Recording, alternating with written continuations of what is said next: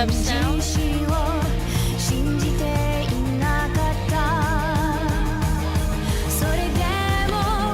Okay, I believe we should be good. Okay, cool.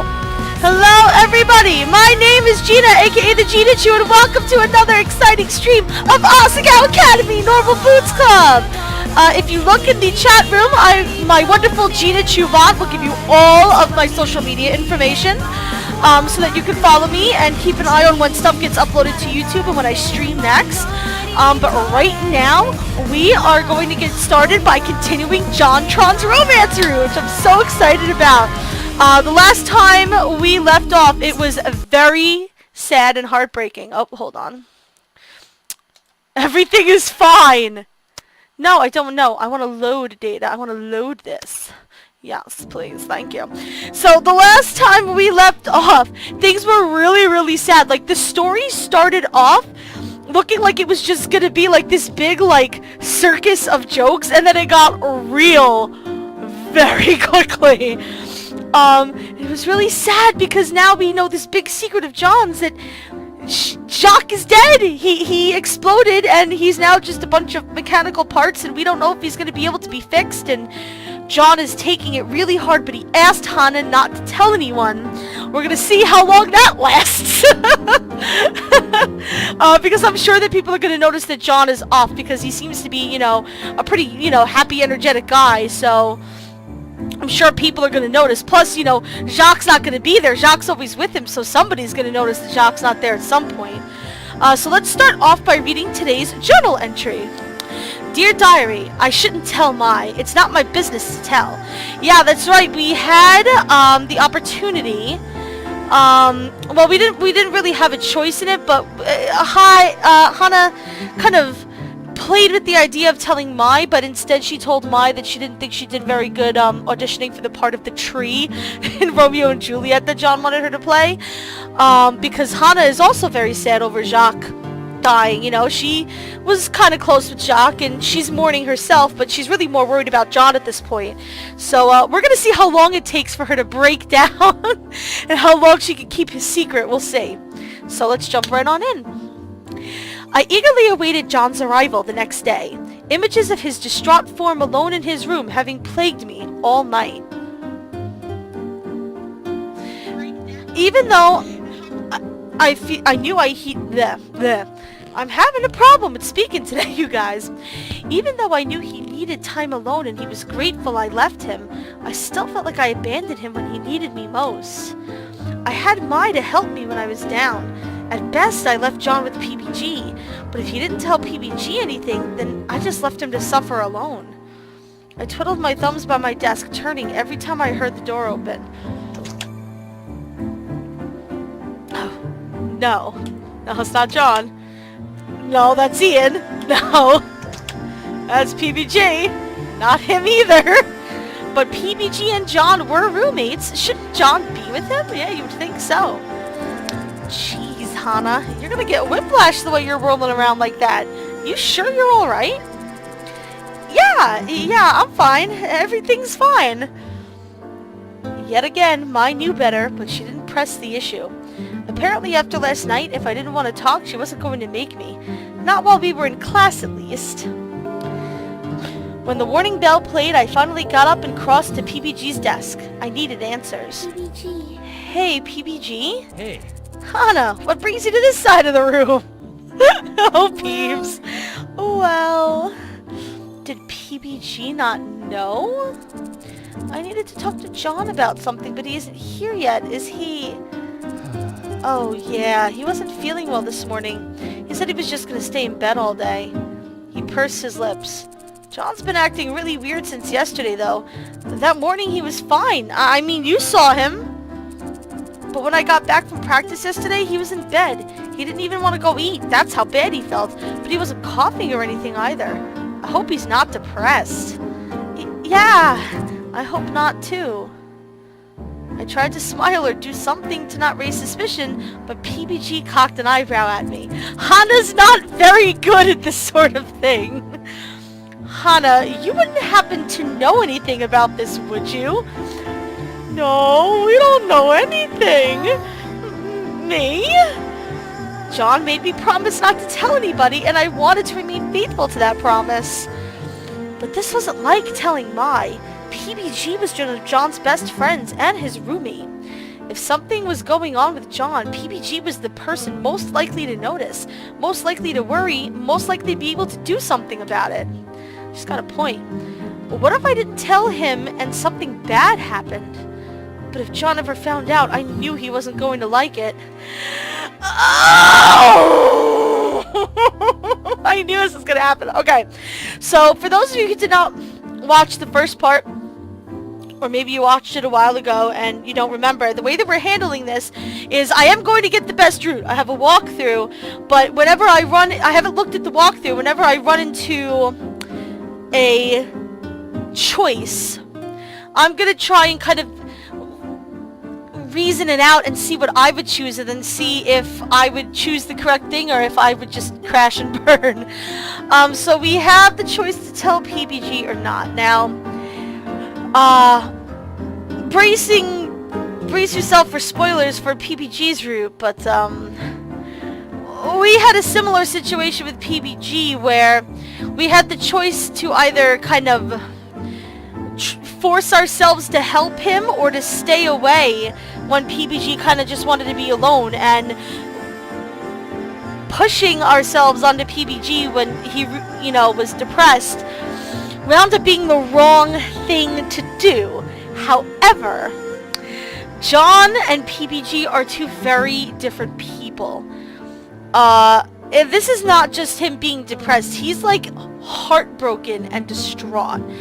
And PBG is his roommate. I mean, he's gonna notice eventually. He's gonna notice Jacques not there eventually. Man!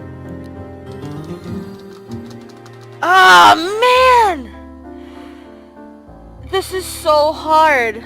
I'm really tempted to tell PBG.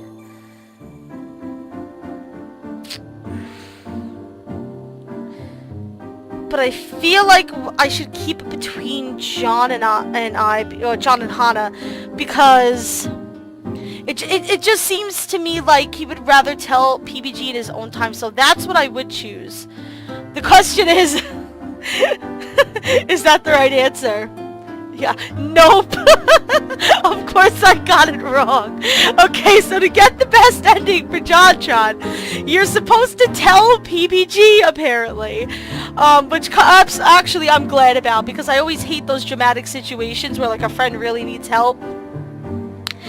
And, you know, you just don't tell anybody, and it just gets worse and worse. I mean, John definitely needs some kind of help. He's not just depressed or distraught. He's heartbroken, inconsolable. So, we're gonna tell PBG what's going on. You can't tell anybody. I wasn't even supposed to find out, I don't think, but I want you to be able to take care of him. PBG nodded gravely and bent towards me. I cupped my hand around his ear. Shock broke.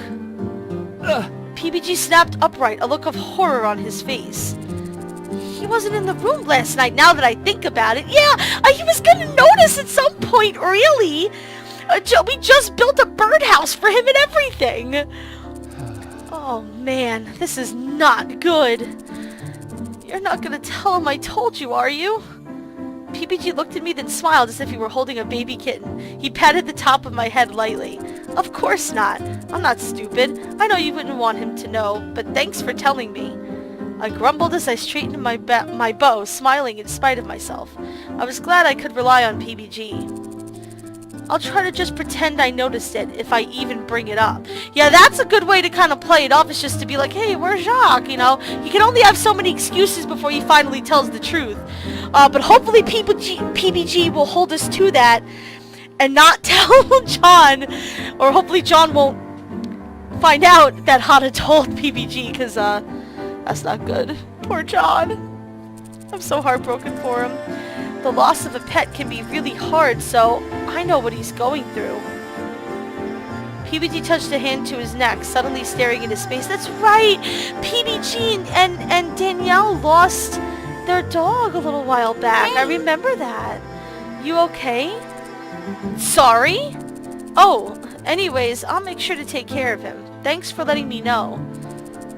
No, thank you. I'm glad you're looking out for him. You're a good friend.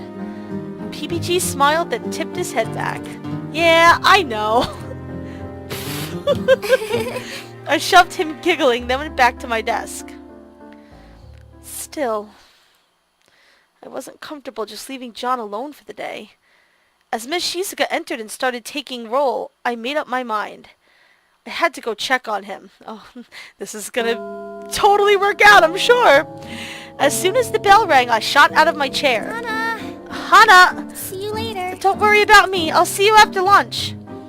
I sped out of the room, evading students pouring into the hall, and turned away from the crowd towards Bluebell House.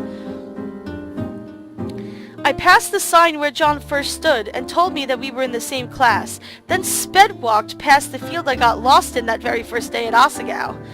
If John was suffering on his own, I wasn't about to sit around and let him. John? John, it's me, Hana. You weren't in class today, and I was worried, so I came to check up on you. Won't you let me in? There was only silence from inside John's room, and suddenly fear crept into my heart. John? John, you're not, like, sick or anything, right? You haven't done anything rash, right? I hope he wouldn't go that far. John! The doorknob turned with a soft click, and the door opened about an inch. I peered into the crack, unable to see anything but the blue walls of John's room. John? Again, there was no response. After a moment's hesitation, I gathered my courage and pushed the door open. John huddled in the center of the room, the blanket I laid over his shoulders the afternoon before drawn tightly over his body. It looked like he hadn't slept or even brushed his teeth since I saw him last. Even his clothes looked to be the same ones he was wearing the day I left him, his jacket smudged with oil from Jacques' gears. I closed the door softly behind me and sat across from him on the sofa, tucking my legs underneath me. John. His eyes were red and puffy. There was no doubt in my mind that he'd been endlessly crying. I'd been there before. Though not exactly, I knew something of what he was going through. I reached into my backpack and took out a small bottle of water, sliding it over to him. For the first time, John responded to me. He grabbed the bottle and tried to twist the top open. His grip was weak, and after 2 failed attempts, he stared sadly at the bottle. How weak was he? Had he been eating or drinking at all since yesterday? Yo, this is serious business, you guys. He's not in a good place. This is not good. I twisted the top off the bottle, then handed it back to him. Within a few quick gulps, the bottle was empty. My fears were confirmed. He probably wasn't eating or drinking. He thumped the bottle on the table, then the hollow echoing... Bleh. I need a counter for how many times I fall blinds in this game, really. I should set that up on my bot. The hollow echo sounding loud in the silence of the room. Then, for the first time since I came in, he looked at me. I'm going to quit the drama club. No, John, you can't! No, we can't let him do that. He loves the drama club. You're what? He held up a hand as if to stall my questions, glancing away. You don't understand. Jacques was my star, my queen. He was my everything. This is really sad, but just... something... I shouldn't be laughing. I feel terrible. I can't go on without him. So I might as well quit. Nothing will ever be the same. John quitting the drama club was the most ridiculous thing I ever heard of, especially with the depth of extremes his own drama queen personality could get to. Still, if John set his mind on something, there was little I or anybody else could do to dissuade him. I bit my lip and nodded. But after seeing his passion for his work, after finally coming to the conclusion that I wanted to join the play to be with him, I didn't want him to quit. Not after all the hard work he'd gone through. Okay! So we can either dissuade John from quitting the drama club, or we could support his decision to quit. So, it seems from the previous choice, that John is not a person that we kind of want to let alone and sit and stew with this stuff. I mean, unlike PBG, who was kind of just not sleeping and overworking himself, John's not eating, he's not drinking anything, he hasn't changed his clothes, he hasn't brushed his teeth, he's obviously in a really, really bad place. And this is something that we need to rectify. So I'm going to say that the right decision here would probably be to dissuade John from quitting the club. So let me check on my walkthrough. And indeed, that is the correct decision, is to dissuade John from... Yeah, we need to cheer him up. We're not going to let him give up on his dreams.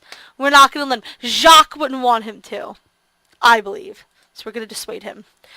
Even if this is what John decided to do, I knew better than that. He knew better than that. This was a decision made in a momentary fog of sadness. That is true. It wasn't something he should stick to, or else he would regret it down the line. So, I really don't think you should quit. John turned to stare at me blankly, wrapping the sheet around his head so he looked like a nun. It made me want to laugh, but I held it in. I feel terrible. Just laughing during these scenes. You know how much the drama club means to you, and I'm sure Jacques wouldn't want you to quit either. I'm sure he would be on your shoulder right now, giving you a ton of sass. Yeah, see, that was my point, too. Jacques wouldn't want him to do that. For the first time, I realized one of the reasons Jacques was so important to John. He balanced out John's personality. Jacques was able to quickly nip John's anxiety in the bud with humor, refocusing John's thoughts on Jacques' sass instead of letting him descend into the darkness. Yeah, he obviously, was very helpful to him. I knew I couldn't replace Jacques, but maybe... Don't tell me what Jacques would have wanted. How could you even know? You didn't even like him. What? No, I loved Jacques. John, I'm just as sad as you that he's gone. Oh, no! That's the wrong thing to say, Hana! Oh, that is the most disastrous thing you could say. No! Why would you do that? As soon as it was out of my mouth, I wanted to take it back. Yeah, that wasn't what I meant to say. Hana. The warning was clear. I nodded and hung my head. I messed up there. That was definitely my fault. But all I wanted to do was make it better. John shouldn't leave the drama club. I glanced up at him. He was staring wistfully out the window, the clouds having finally parted and let in some sunlight. As the sky reflected in his eyes, an idea suddenly hit me. Wasn't there another option? John heaved a heavy sigh, resuming his dejected state. I wasn't sure how he would take it, but it was worth a try. After all, it was just a suggestion. All he had to do was say no if he didn't want to do it. He wouldn't get upset about a suggestion, would he? Are we going to take Jacques' place as Juliet? Is that what Hana's going to be like, yo, I'll play Juliet, it's all good. Is that what we're going to do? John, I was thinking... Well, why don't you just go to the pet store and get an actual bird?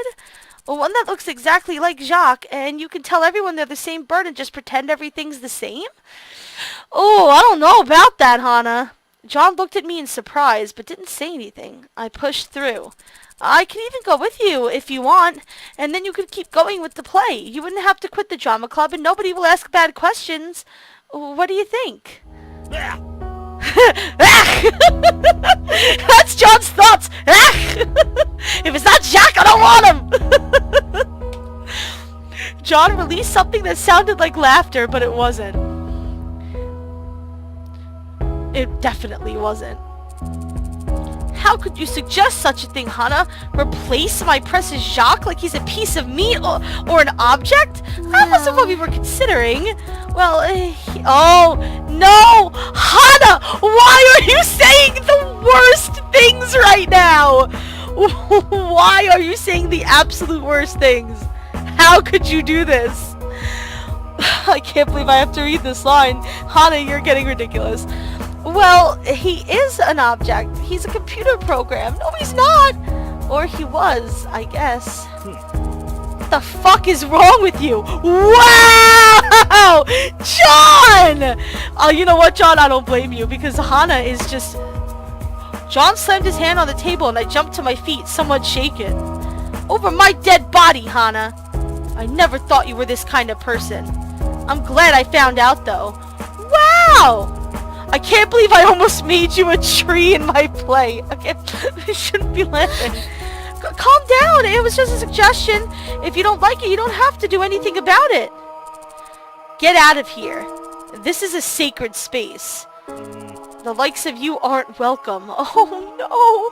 Oh, my heart is breaking right now. John glared at me like the patriarch of some 1950s family, and I picked up my bag. I was just trying to help. Out! I stumbled out into the hallway, the door slamming behind me. Oh, look at her. She's crying. As much as I knew he wouldn't like the suggestion, that was no reason for him to react the way he did. Well, he's hurting.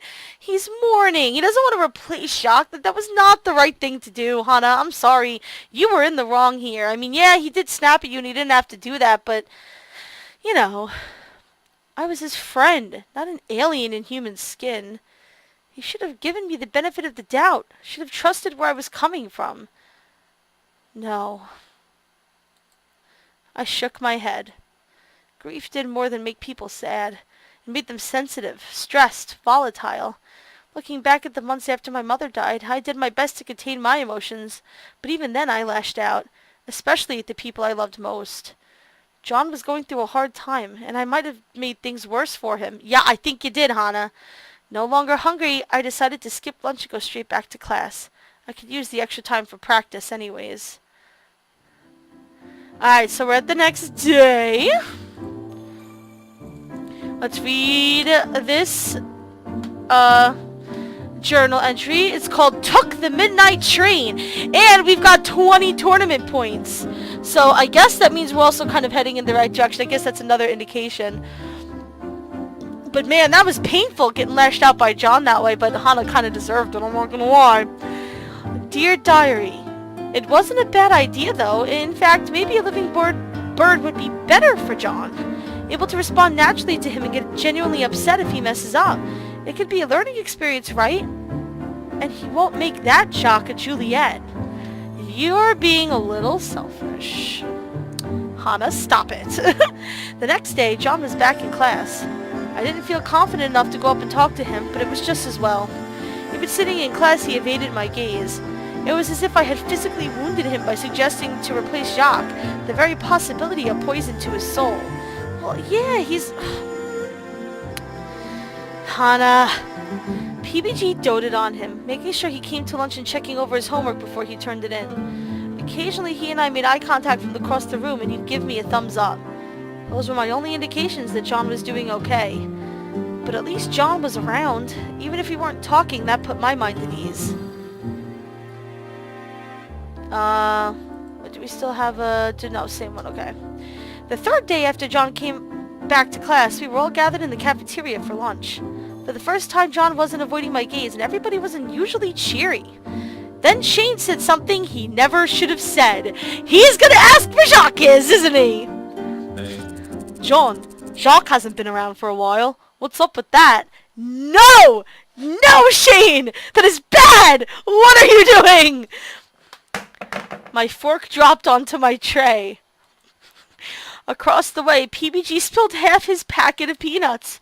I traded looks with him. Well, I mean, you know, sometimes birds need to migrate for a while. Jacques just went on a little vacation. Migration? You mean what birds do for the winter? It's spring now. Heck, it's almost summer. Jacques' species doesn't even do that kind of thing besides. Why do you have to be such a fucking sass master? Shane, Jesus Christ. John scoffed. Well, thank you so much for telling me what I already know about my own bird. I'm saying that Jacques wanted to take a bit of a break, okay? Don't go questioning me just because you're such an elitist British know-it-all. Oh no! Fight time. That's not what I was doing. It just didn't make any sense. So you thought I was lying? He stood abruptly. PBG put a hand on his shoulder. Hey, dude, calm down. Let's just finish the rest of the meal, huh? I can't believe this. John gathered his tray and stormed out of the room. I watched him go with worry in my heart. He wouldn't want company after that, would he? I turned back to my plate, but PBG cleared his throat. He jerked his head towards the door. Did he think I should go? But every time I tried to help John with his problems, he completely pushed me away. I didn't want to make him angry again. What should I do? Ah, here we go. We have another decision point. Okay, give him space or go after him. I mean, he's particularly mad at us for the crappy things that we said. Or that Hana said, anyway.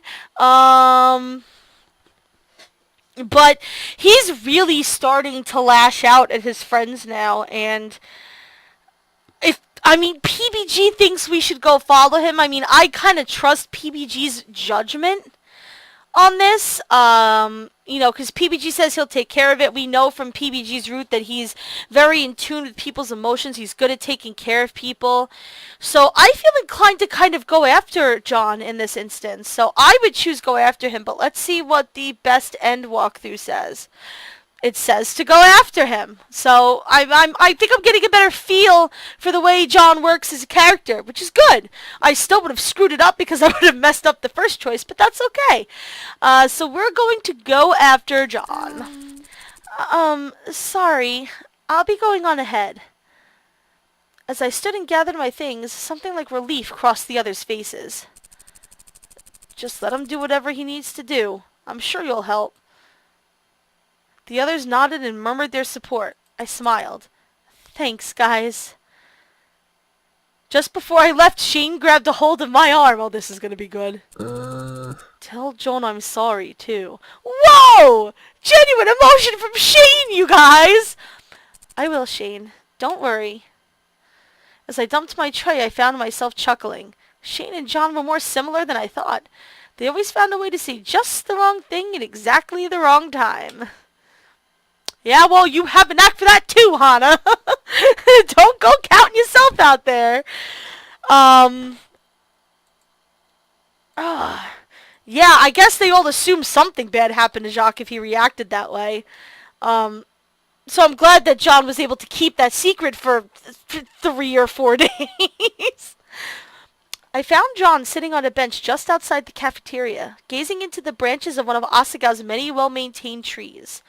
He didn't look up as I sat down, and I didn't say anything. Instead, I kept him company, listening to the wind gently whistle through the branches. It's actually not a bad idea. Let me wait and let him say something. I'm sorry about what I said, Hana. Don't worry about it. It's all water under the bridge. I shouldn't have... I know you were in a rough place. I should have thought more before I suggested it to you. John nodded slowly. Shane says he's sorry. Aw, he doesn't have to be sorry. I'm the one who overreacted. He just says what's on his mind, doesn't he? Yeah, it's what I like about him. There wasn't much either of us could say. I wanted to broach the subject of the pet store again, but I wasn't about to destroy the relative peace of this moment. For the first time, John wasn't mired in grief or denial. For the first time, he just seemed kind of quiet. I'm sorry I've been so difficult. I shook my head. The circumstances are trying. Honestly, you managed to hold yourself together well. He nodded slowly, then a small smile crossed his lips. Thank you for telling PBG. I knew he was going to figure it out. But at least he's not mad about it. At least he's not mad about it. I didn't... He chuckled softly, and I knew there was no point in denying it. I'm sorry. I just wanted to make sure somebody was looking out for you. You did, and you were looking out for me, too. Thank you. With a sigh, he stood up, wiggling the creaks out of his legs. I'm heading back to my dorm. Tell Miss Shizuka I wasn't feeling as well as I thought I was. You really shouldn't skip this much class. You already missed a full day. He shrugged. It's only school. I'll manage. With a half-hearted wave, he disappeared down the lane to Bluebell House. I frowned as I watched him go. At least, he seemed to be getting better? No, that was hard to say for sure. Sometimes I thought he was doing better, but then sometimes there were regressions. Well, that's the grieving process, Hana. Hi, Gwen. Welcome to the chat. I am playing JonTron's route. I already did PBGs previously. You can see some of those videos on my YouTube and here on Twitch, but we're doing JonTron's right now. It's very, very solemn, because JonTron is grieving the loss of Jacques. So, yeah, we're just trying to kind of help him as best we can. So, yeah, we're going through JonTron's route. But I guess that's just how situations like this went. At least he was self-aware. Self-awareness went a long way when it came to things like this. That is true. When I got to the dorm that evening, exhausted after the tension of the day and having to explain to PPG and Sheen why John hadn't come to class, all I wanted to do was sit and practice my game. I don't blame you. But of course, things were never that easy. Shocked ellipses? Aw, you lose. Thanks for playing. Ugh. Did you lose again? Yeah, I moved to this new level of difficulty and now it's just... It's... You know? I mean, it's way harder. Well, yes, that's what increased difficulty does. Really? Let me see. If she picks it up and, like, owns it, I think Hana's gonna scream. Mai climbed into my bed and sat against the back wall, positioned just right so she could see over my shoulder. Okay, go. I stared at her, not really willing to start playing again. I got the feeling that Mai watching me wasn't going to help me get any better. Well, go! With a sigh, I restarted the game. The loading screen cleared and I searched for my first few combos as the game's clock counted down. 3, 2, 1, go! I started off for a section of pink blocks to the left. No, there! The blue one! What? The blue one, on the other side! Not entirely sure what she was talking about. I switched to a set of blocks on the other side. Not that one! Oh, it set off a combo anyways! Look at you go! I gritted my teeth and looked for more combos, trying desperately hard to concentrate. Suddenly, my finger slipped off my phone. Mai was bouncing up and down on my mattress, making it difficult for me to keep things steady. Do you mind? Oh, sorry. I'm just so proud of you, Hana. Yeah! Look at you kicking butt! I frowned. Was there the combo? Where was the combo I was going for? I swore I just had it. But by the time I found it again, my opponent found theirs. A herd of blocks were dropped by their monsters into my field and I lost the game. It was the fastest game I lost yet. Oh, wow, that's rough. Want to go again? I think I noticed some flaws in your technique. Oh, God. No, I think that's enough for tonight. I have homework to do. Aw, if you say so. I set my phone aside, making a mental note to set aside time for practice when Mai was at volleyball. Mai scooted over to the edge of my bed, patting me on the back with 2 of her famous back-breaking thumps. I really am so proud of you. I know you're going to make history, and I can't wait for it. I smiled in spite of my annoyance. Yeah. Well, she made history in PBG's route. Maybe she'll do it again in this one. I hope so. Thanks, Mai. No problem. Thanks for even trying. Yay! Thanks to you, I'm finally close to my beloved Jared. Of course she is. Actually, Jared tweeted out a Woman Crush Wednesday today with a picture of Mai on it, and I was like, that is fucking perfect. Yeah. Why don't you do your homework? Fine, if I have to. I'm glad you're feeling better now too, Hana. Did you say something? Nope, not at all. Okay, the next day, let's see if we can read. Okay, here we go. What love can't replace. Uh-oh. Dear Diary, John, if you would just tell people what's wrong, they would help you. I know it's frustrating to see someone go through that kind of a thing, but some people are very stubborn. The next day, John stayed for the entire class period. He still looked worse for wear, a good deal paler and less cheerful than he was before everything went down, but at least he was here. Shane tapped him on the shoulder at the beginning of class, making some kind of hand motions I didn't get. It looked like he was trying to throw a baseball. John motioned back, a slight smile on his face, and Shane finally relaxed, a smile breaking through his usually cold demeanor. I tried to hide my smile, but I couldn't. Miss Shizuka kept glancing at me like I was secretly making fun of her or something. And that's why the international governmental bodies agreed to set aside a decent sum of money in case of alien attack. The combinations of the XCOM plans and the Kobayashi Maru proved that... The Kobayashi Maru. Thank you for that reference. I was so happy to see him finally recovering that I could barely contain myself. As soon as class ended, I bounded up to John, happy as a clam. John. John, hi! Before he even had a chance to speak, my request burst forth. Do you mind coming on a walk with me? I feel like I haven't gotten to talk with you in a while, and I kind of... miss it. Despite the suddenness of my request, John smiled. Of course I will. I've been meaning to talk to you about something anyways. Oh, are we going to get to play the tree now, you guys? Are we going to get to play the tree now? As we gathered our things and left the class together, it was impossible not to notice mine and Shane's leering faces.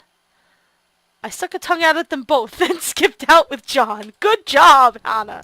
You're real mature there, girl. John and I headed out to campus, where we picked a direction and took off. It was different walking around the academy with John, not worrying about getting to class on time or having a particular goal in mind.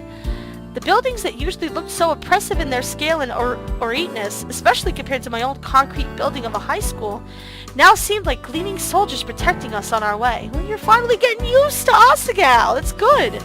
Suddenly, the academy was beautiful and vast. Despite a relatively small number of students and the handful of buildings that made up the campus, Asagao owned the land around for miles. The wide rolling spaces outside of the main hub of the school were common areas, kept clean and safe by campus patrols, and that was why so many students felt comfortable resting or eating in the fields nearby. It was kind of like a paradise, wasn't it? John and I walked through one of the fields together, smiling as the wind tousled our hair. I think this is one of my favorite backgrounds here, is this particular one. We saw it a couple of times in PBG's room, but I like it a lot. I really love it here. Yeah, it's not bad. The smile slid off my face. John seemed preoccupied, and a cloak of disappointment fell around me. The beauty had cast a spell on me, and for some reason I expected John to be acting the way he did when I first met him, when we first took that walk across the Asagao fields together. Of course he wouldn't just magically be better. I, of all people, should know that. I wish there was something I could do to help you. You and Jacques were such good friends. You were there for each other when it mattered the most. Anybody with eyes could tell how much love and friendship you had for each other, even though one of you wasn't technically alive. Honestly, I kind of envied it. I wish I could be as close to someone as you were to Jacques. Really? Really? You aren't that close with Mai? Mai and I are close, but, well, I was kind of hoping we could be that close. Yo! Hana came right out and said it!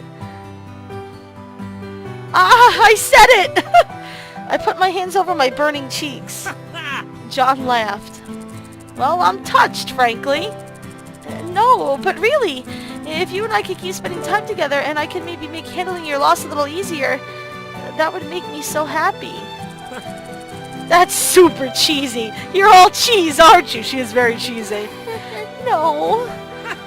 John laughed heartily. Coming from anybody else, I'm not sure I would believe them, but from you, Hana. John slipped his hand into mine. I believe you. John held my hand for the rest of the walk, right up until we went our separate ways in front of Primrose House. That is adorable!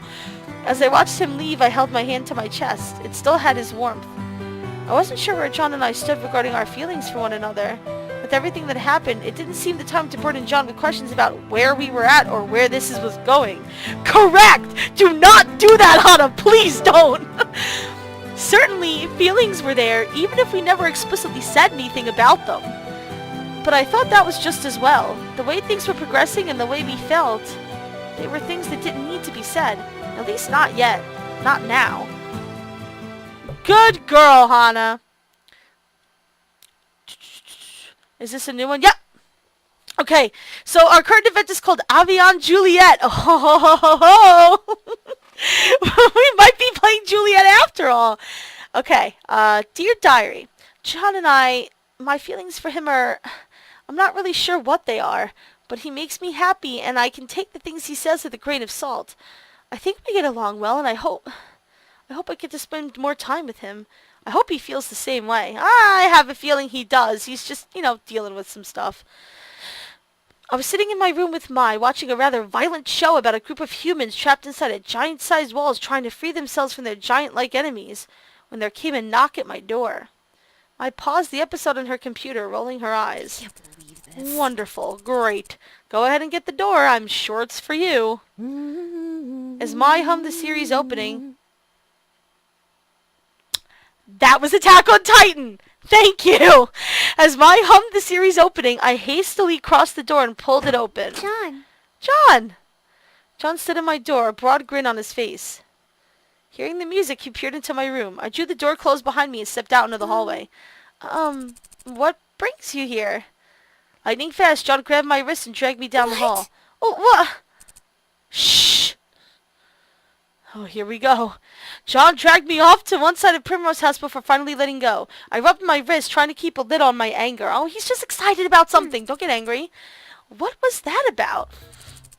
Sorry, I just wanted to make sure we weren't overheard. Oh, he's feeling better. Here we go. I thought some more about your proposition. My proposition? Plan New Jacques 0.5. Why 0.5? You don't want to know. Okay. Anyways, I thought maybe this could be a thing, right? Maybe we could totally... This could totally work. Not really, but maybe. We could totally do the thing. We could do this thing. And then I thought, well, why should we stop there? Jacques, God rest his soul, was always the star of any scene he was in. A little scene stealer he was.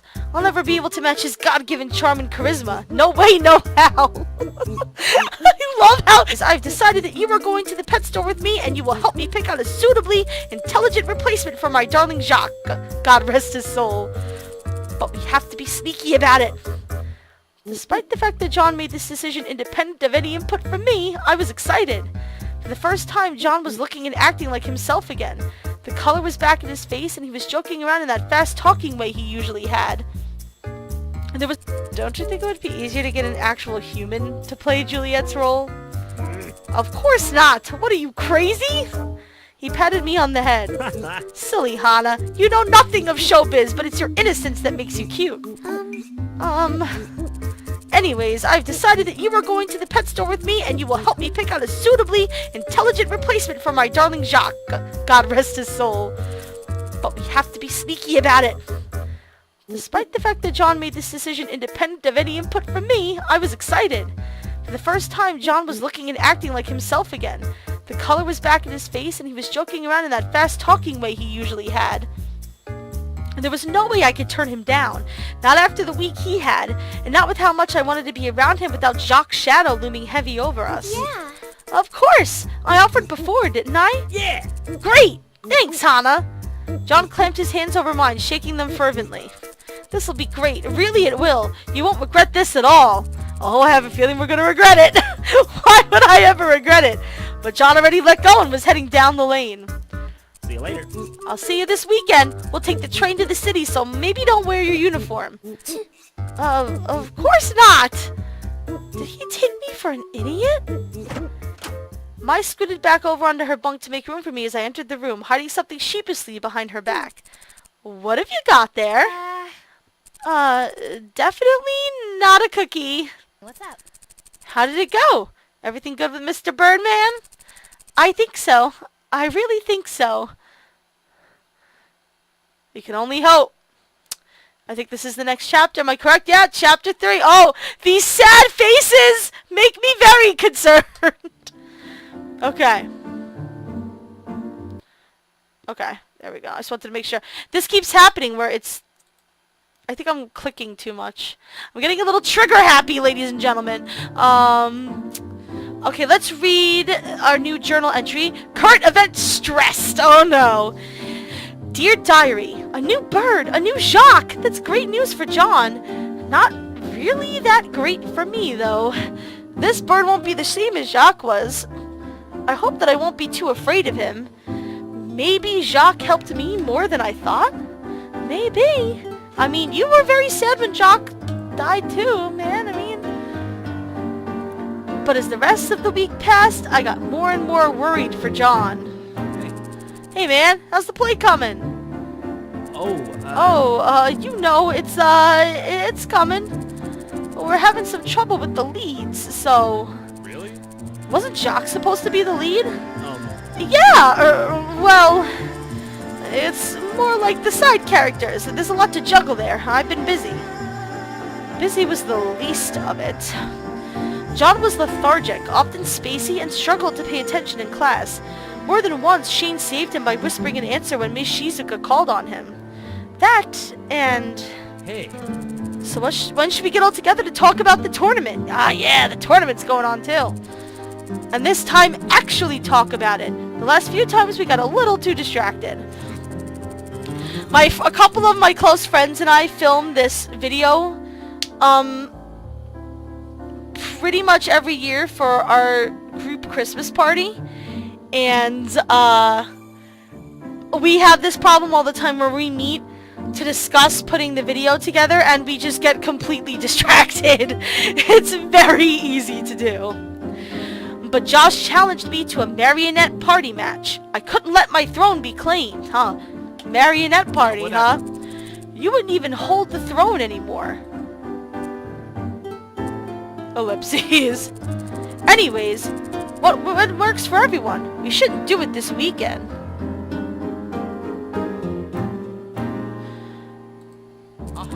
I can do it then. Copacetic. Sounds good to me. I've got notes from last time, just you wait.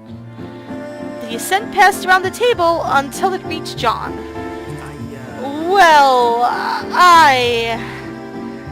He glanced at me, then looked away.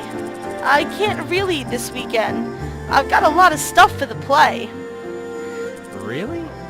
Yeah, really? I mean, if you can't, you can't, but we should meet sometime soon. The tournament's not far away. Yeah, neither is the play. Right, they're on the same weekend, aren't they? That's rough. Oh, yeah, that is rough, actually. Take your time then, I guess. We'll figure something out. I'll come over on Friday and we could brainstorm, PBG. Sound good? Yeah, thanks, dude. I felt so bad for John. But it was okay. We would get a new Jacques. Once that was over, we'd hopefully have time to practice and John would start feeling better and getting his work done. It was just a matter of time. I have a feeling that this isn't going to magically fix everything like you think it will, Hana. As soon as class was over on Friday, I left Mai behind, sprinting back to the dorm so fast I didn't even have time to check with John about finalizing the plans. I was too excited. I changed into my favorite sweater and green shirt combo, releasing a contented sigh as the soft material encompassed my body. Let's read this, by the way. Don't let them see. Okay? Dear Diary, a new bird, a new Jacques. Oh, yeah. Okay, same thing. Same diary entry, new event. I rubbed my hands across my sweater, humming contentedly. The Asagao uniforms were nice, but they could be stiff and starched. The fact that I only really had two meant that I had to wear them longer than I liked. It was always an unadulterated joy to put on other clothes. John and I were going into the city to find him a new Jacques, and I was ready.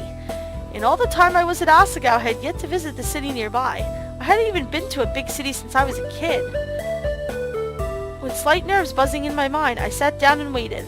Mai was at volleyball practice, so I had nobody to talk to, but I figured John wouldn't take long. I had literally just seen him in class. Ellipses. Won't be much longer. Oh, is he gonna chicken out? Oh, John, don't you chicken out on us! He was probably on the staircase now.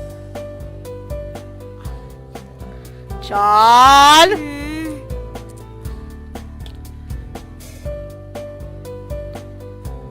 Where the hell was he? Was I supposed to meet him somewhere? I didn't have his number, so I couldn't call him. I could go to his dorm and risk missing him on the way, or... Finally, there was a knock at my door. I bounded forward happily, relief flooding through me. Ah! Finally, John! PBG stood in front of me, avoiding my eyes. PBG! What brings you here? John wants you to meet him at the school gates. Okay. Is there a reason he couldn't come get me himself? There is, but... Look, Hana, I don't know what you and John are up to, but please keep him safe. You know how he can be. Okay, of course I will. I'm a little confused. Don't worry, just keep an open mind. PBG smiled at me, resting my hand on my shoulder. I straightened under his sudden touch. For some reason, it was comforting, oddly familiar. PBG's group. He nodded at me. It seemed like there was something more he wanted to say or express, but the look on his face told me he wasn't going to do it. With a shrug, he left. I locked my door and followed him outside. Students dawdled here and there on the grounds, much more of them than there usually were. Because it was a Friday, nobody felt the usual pressure to go back and finish their homework. No, it was safe to say Asagao was a nation of procrastinators, all needing the fear of God to put them in... I really need a counter for this. All needing the fear of God put into them before they sat down for a single assignment. I hurried to the school gate, praying John hadn't waited long. Oh my God.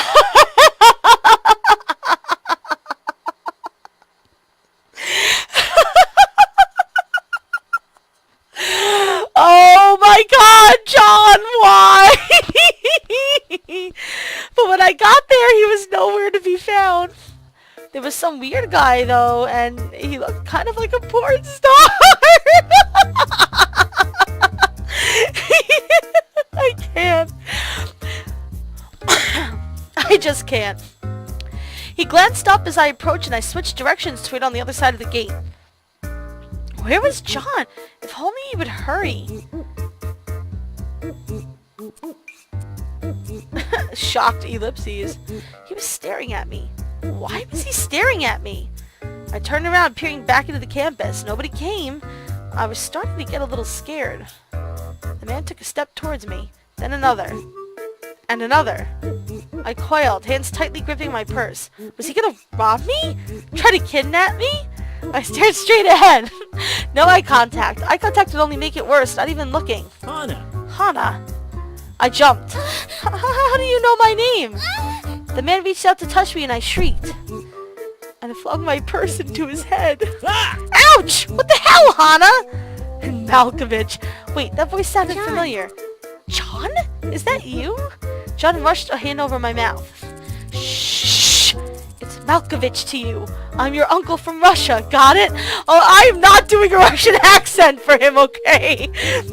Why are you pretending to be my uncle? And why are you from Russia? I'm not... John stopped as a small group of students passed, eyeing us warily. Then he leaned closer to me. I stared at the edge of his mustache. Was it glued on? I'm not about to have people see me buying a new bird. I've betrayed Jacques enough as it is. I couldn't take it if everybody knew. A number of problems with almost every single assumption that John made during this decision presented themselves to me, but PBG told me to be open-minded. In that case, we should get away from Asagao as soon as possible. John beamed, the edges of his inflated coif trembling with cheer. Thanks, Hana. I knew you would understand. All of the ellipses. Still, it didn't make traveling in public with him any easier. We had to take a compartment with a granny sitting inside, and she spent the entire trip alternating between glares and judgmental sighs. I was pretty certain she thought John was my pimp. Oh my God! That is fantastic! Oh, my niece, beautiful country, eh? I'm not doing this accent. I'm not doing it. I feel bad enough doing the British accent for like Shane and Cat Icarus. I can't. Oh, the things I put up with for John. Thankfully, it wasn't much longer until we reached the city. John and I disembarked from the train, watching a smattering of familiar Asagao faces disappear into the subway train. In the city, John wasn't getting stared at nearly as much as he was in the countryside. Eccentric people were the norm, it seemed. We left the subway and emerged onto a busy street, small shops lining the road. Salarymen, middle-aged mothers, old men with dogs, children rollerblading down the road. Everybody strolled past us, caught up in their own business and paying us absolutely no mind. I took a deep breath and smiled. The disgusting gasoline-tinted air, the small scraps of paper littering the ground, the homeless man on the corner of the street with a cardboard sign saying we were all going to hell. Sounds like New York City. I mean, look, as a proud New Yorker, it sounds like New York City. I love this city. Good job, Hana. Me too. I can't imagine why a person would live anywhere else. The bigger the better, in my opinion. There's just always so much going on. I nodded and John glanced quickly around him. Let's say we find this pet shop and get the ball rolling. Already? Yeah! Yeah! Get in, get out! That's how Malkovich does things. Jesus Christ. But we just got here, and it's my first time to a city in years. And we don't even know where the pet shop is, and it would be so much fun to explore. No one's even gonna know that it's you. I latched onto John's sleeve, bouncing up and down like a small child. Please, John? For me? I gave him my best attempt at puppy eyes, reminding myself to practice in the mirror later on. It was a necessary weapon, one worthy of practice. Do we have to? Yes! John groaned. Fine, fine! But only until we find the pet shop, got it? As soon as we see it, we're getting what we came for and going home. Yeesh, you're like a mobster. John wiggled his mustache and nodded. Away! John and I had a great time wandering the city. We stopped off and got smoothies to drink. We looked at statues, and took turns mimicking their poses in front of them.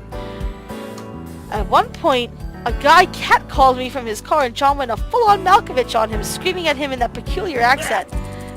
You going for Malkovich's niece? Malkovich's niece? Do you know what Malkovich had to do to enter this country? You have no prospect! No! John ran at the car and the man and his friends sped away with tears in their eyes. My hero. It is what Malkovich does. The hours passed away without me even noticing. John. Oh, John! Malkovich, look at that! You were just passing by a jewelry store when something in the shop window caught my eye and I stopped in my tracks. Pressing my nose to the glass, I grinned. It was a string of pearls, an amethyst forming the meeting point between the two strands. Is that something you're interested in? He looked at me critically, then shook his head. I can't say it suits you. Pricked, my shoulders hunched. I took a deep, long breath. It was okay. He didn't mean it like that. It came out much worse than he intended. I was sure of it. Almost. Well, I think it would look good on me. My mother had a necklace just like that. My dad bought it for her as an anniversary present the year she gave birth to me, and she wore it all over the place until... I stopped, not wanting to spoil the mood, but John raised an eyebrow. Until what? Never mind. I glanced again at the necklace, this time noticing the price tag next to it. A rock fell through to the pit of my stomach. Well, it wasn't meant to be. I moved on from the store, and after a second, John followed me. So what was it? Don't worry about it. It's not important. John leaped in front of me, arms outstretched. Hana, I might not look like it, but I'm a person who values honesty. He thumped his porno chest, and I frowned. You gotta be blunt with me, or else I'm not gonna get it. And if I want to know something, I don't see why you should hide it. Not if we're truly friends. It's just... it's sad, so I don't want to talk about it. If I was honest, that was only part of the reason. Yes, it was sad. Yes, it made people feel bad when I brought it up. But even more than that, I didn't want people to pity me.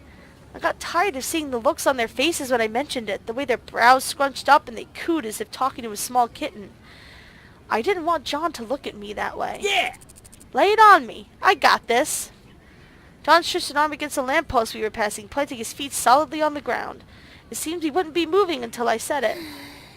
I sighed. Fine.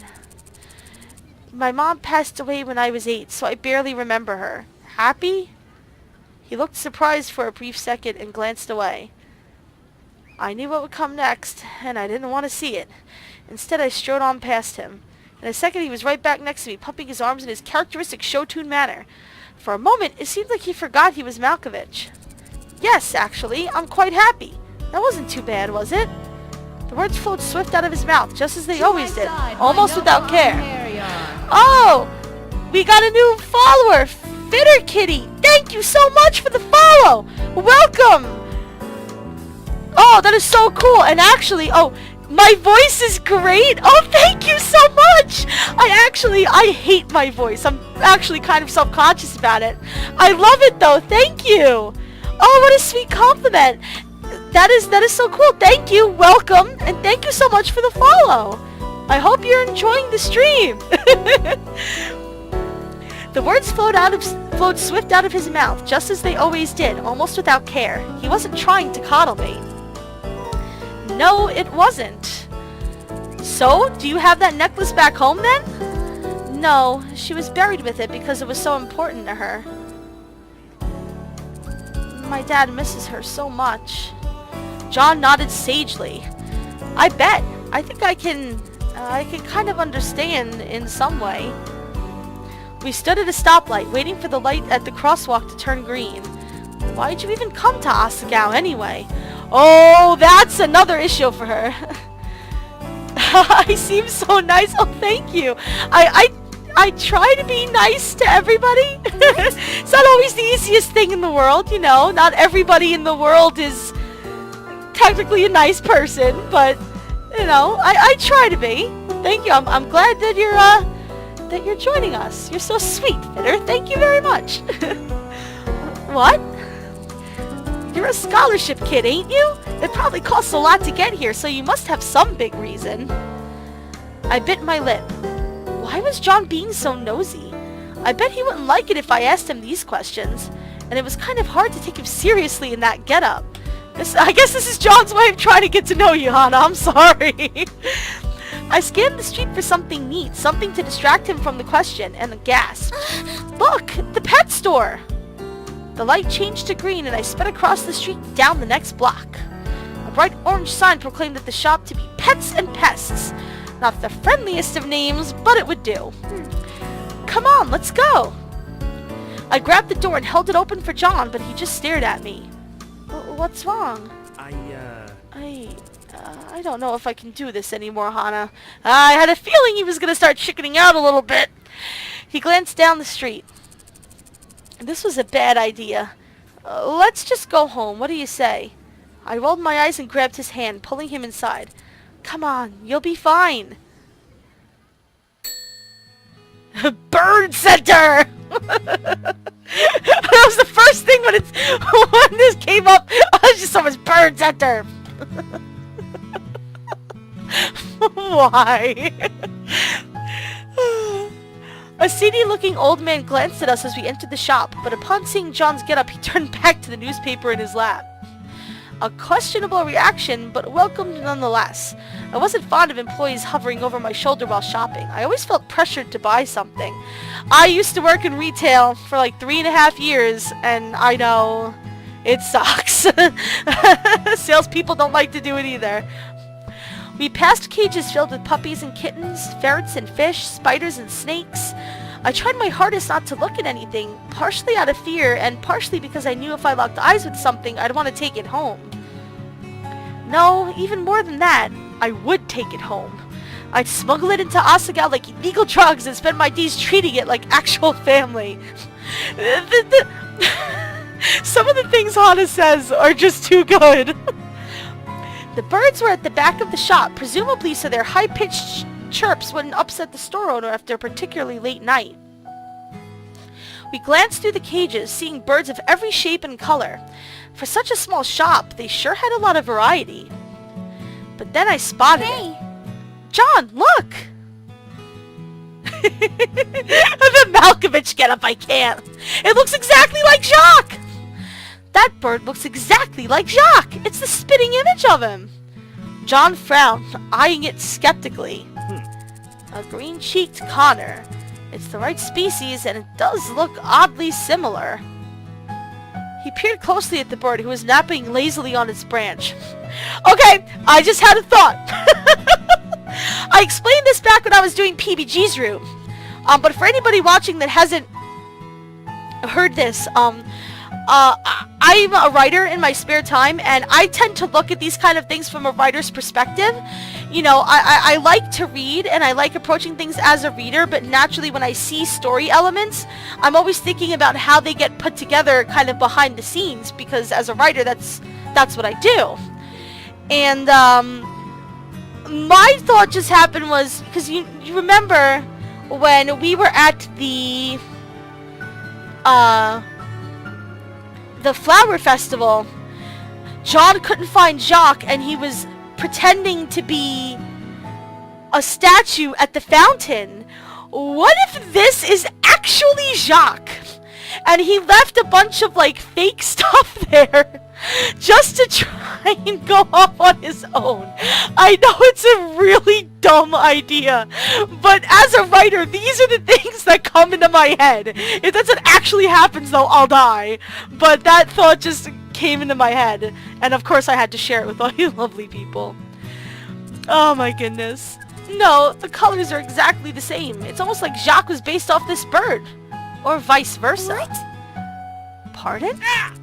It's a conspiracy! Okay.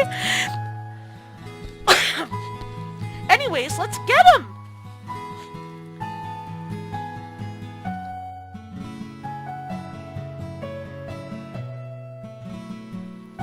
I headed towards the store owner, but John grabbed my arm. What's wrong? John glanced away. The wheels were churning in his mind.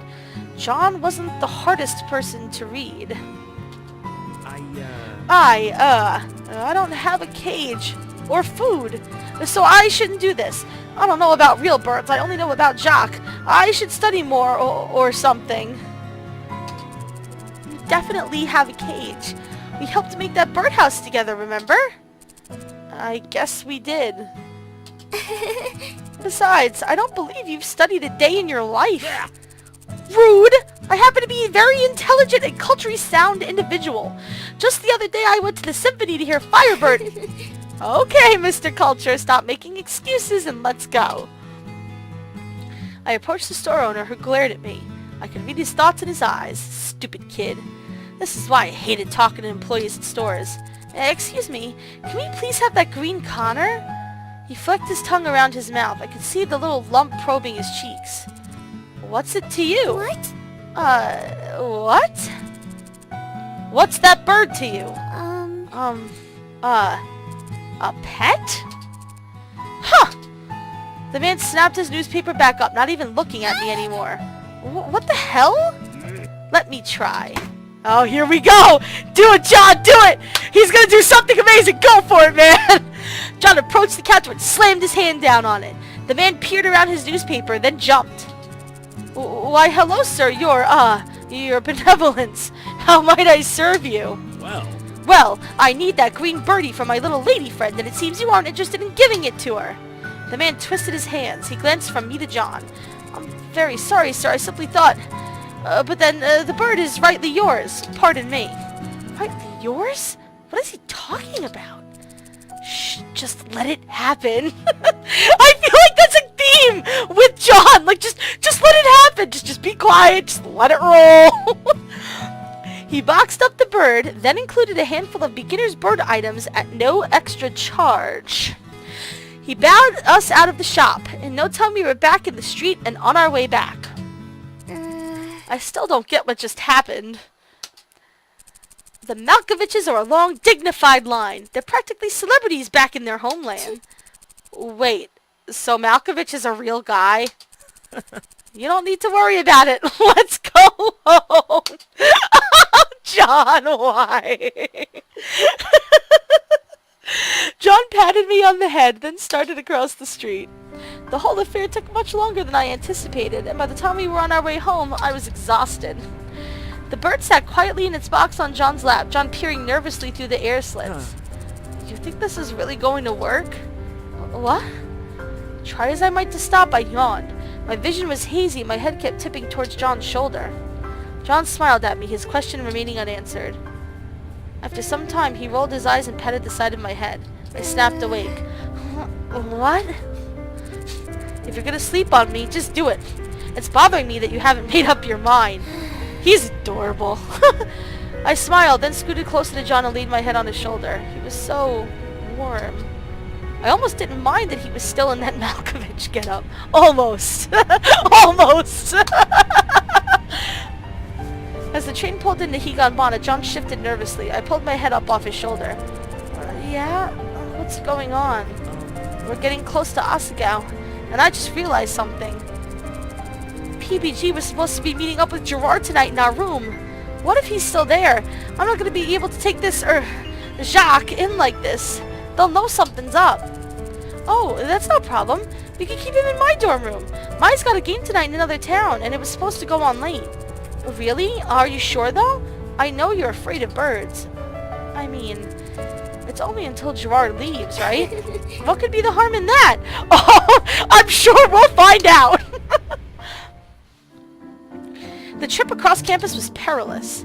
It took all of our collective ninja skills to not be caught by teachers or other students. Utilizing bushes, postal boxes, trees, and the occasional holding a soccer ball you found on the ground in front of you face trick, we made it to Primrose House. Well, being with John is an adventure if nothing else. Just before we entered, I turned to him. Can't you at least take off the disguise now? I think it'll cause even more suspicion the way you are. No. No, it won't. Nobody can tell it's me. Yeah, but I wasn't talking about suspicion for you.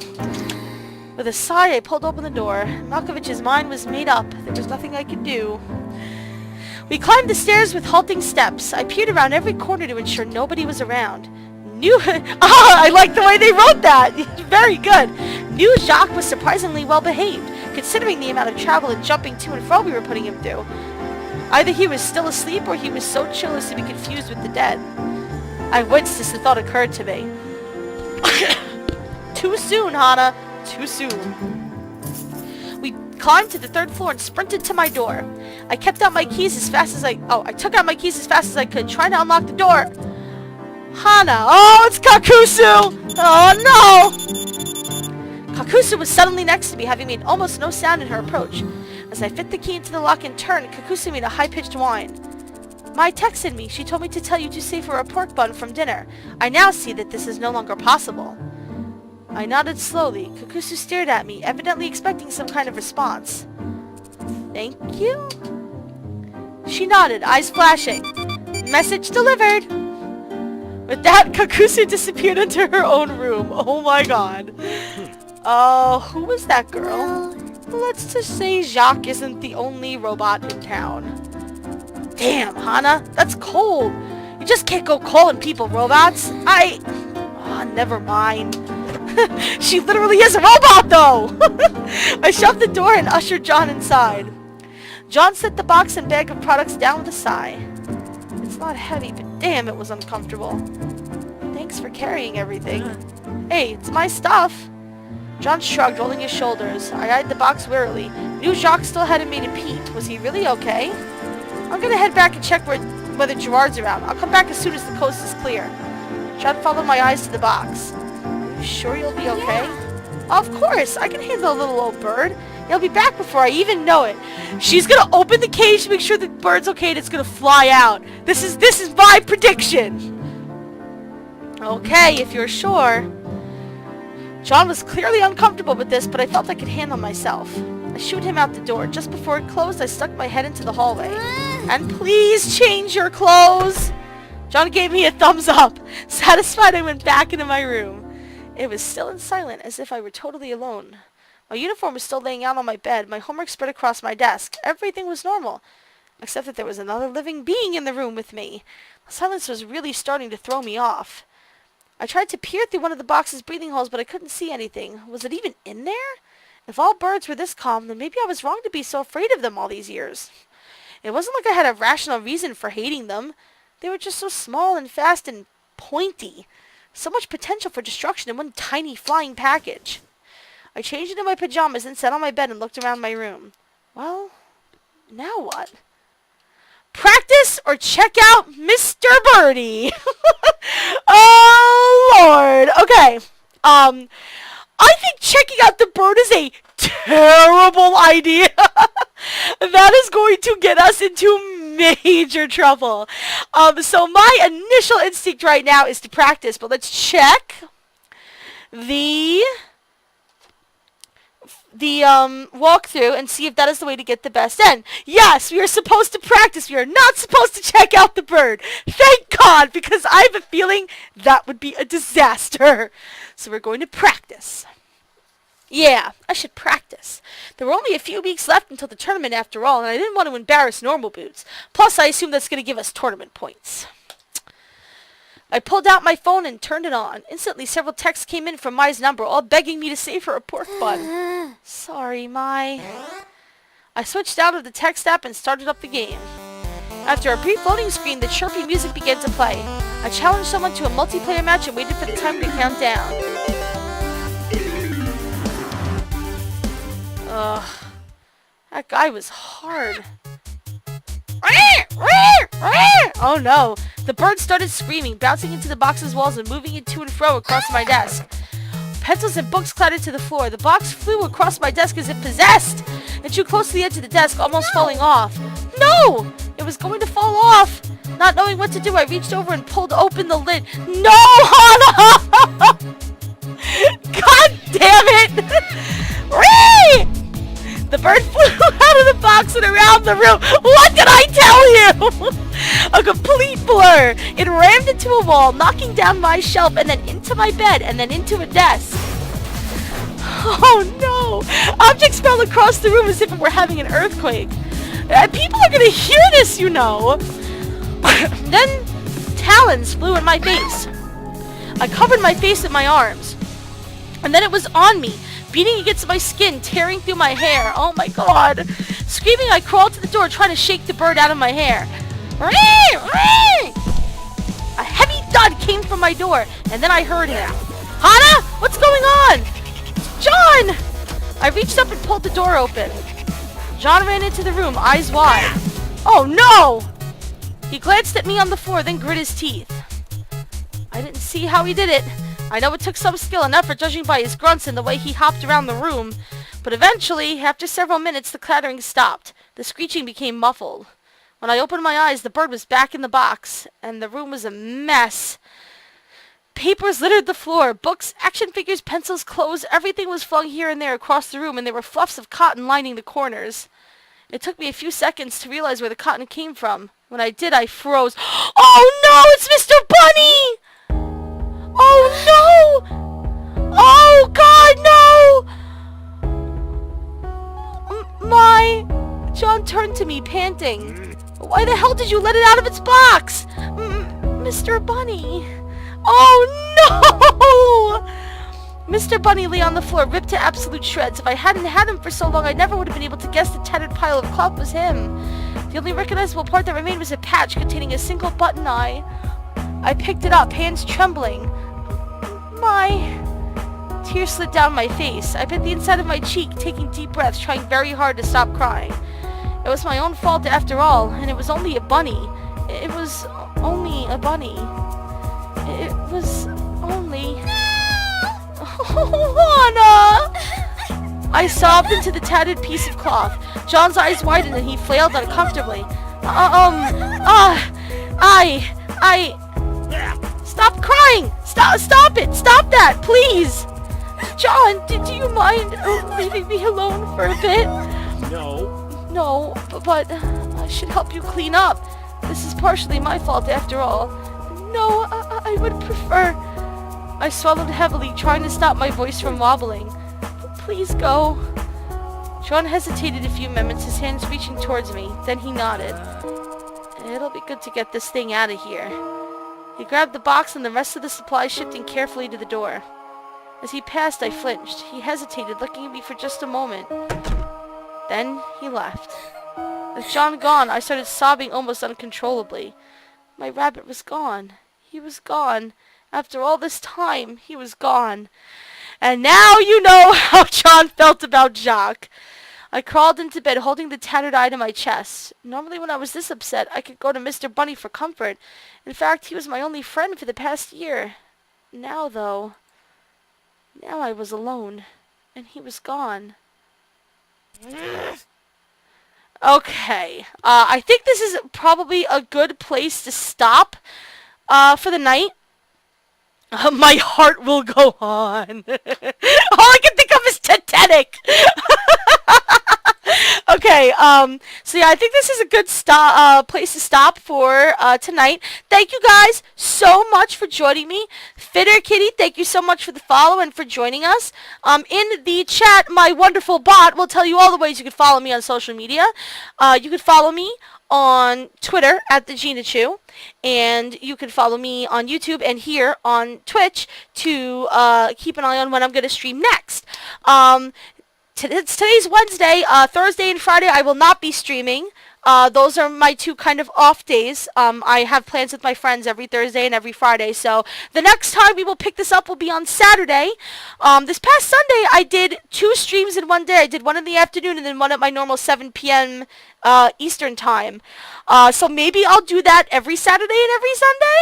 I don't know. I don't know if you guys like it. Let me know. Leave a comment. Reach out to me. Tell me what you'd like. But until then, thank you guys so much for watching.